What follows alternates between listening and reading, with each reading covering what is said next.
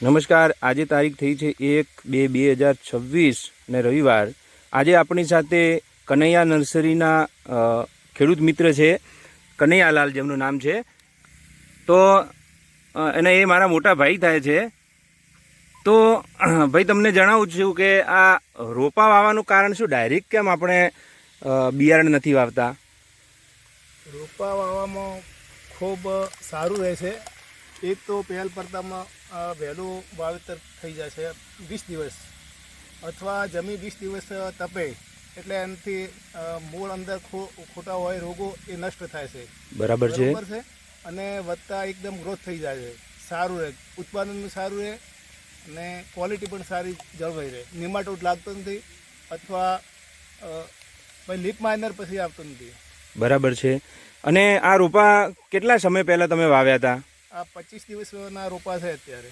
સરસ. તો 25 દિવસના રોપા છે, તો આને ફળ લાગવાની શરૂઆત ક્યારે થશે? લગભગ 40 દિવસે ફળ લાગવાની.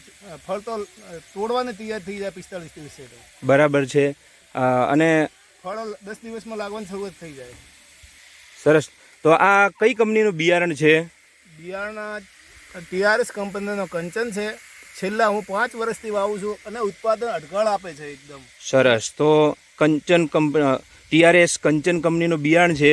અને આજે તમે જોઈ શકો છો 3 વીઘાની અંદર વાવેતર થઈ ગયું છે. તો તમે પણ ખેડૂત મિત્રો એકવાર અવશ્ય કનૈયા નર્સરીની મુલાકાત કરજો અને TRS કંચન કંપનીનું બિયારણ વાવજો, જેમાં તમને અઢળક ઉત્પાદન મળશે. એવું કહેવાય છે કે ખેડ ખાતરને પાણી તે ધાન્યને લાવે તાણી, પરંતુ અત્યારે આધુનિક સમયની અંદર ટેકનોલોજીવાળું બિયારણ વાવવાથી વધતી જતી મોંઘવારીને પહોંચી વળાય છે, તેમજ ઉત્પાદન વધારે મળે તો ખેડૂત પણ સમૃદ્ધ બને છે.